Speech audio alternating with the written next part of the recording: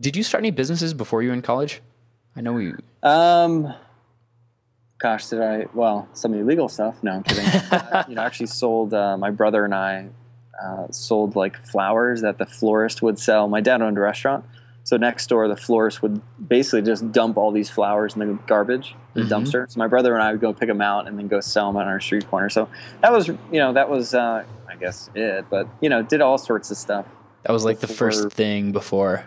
yeah, So I guess that's kind of like my lemonade story, if you will. yeah, So. it's cool because a lot of people just don't have those, and you hear these incredible entrepreneurs that were selling candy when they're 7 years old, and I could never really relate to that. So Yeah, but you know what? It's not like you have to have that. And I think that's, a lot of maybe some misconceptions people have is like, oh my God, I never grew up an entrepreneur. I never started a lemonade stand. I never had any entrepreneur, built, DNA in my blood, and therefore I can't be successful. So it's, trust me, there's more stories of people not doing that are successful than the ones that actually, have a lemonade story. so tell me about the rim company. Tell me Yeah. where the idea came from, first of all. Being broke, actually. So I was in college. I was a sophomore going to Florida State University in Tallahassee.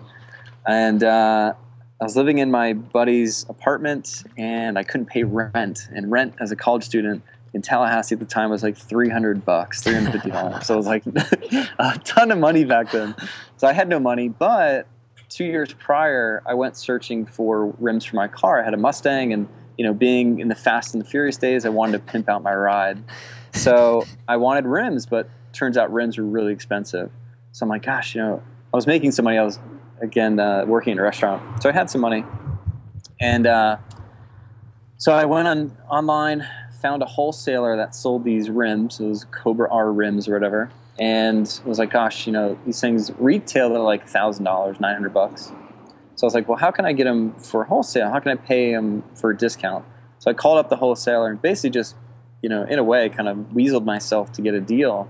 Say, hey, this is Chris with Boca Tint and Tunes. I've got a customer who wants these rims, da da da. And basically, I kind of faked it. And he's like, oh yeah, it's 400 and something bucks. Come on down. I was like, okay, awesome. So I came on down. It's like $458 cash. Got the wheels, and I'm like 18 years old, or yeah, like 17, 18 years old, and a little twerp.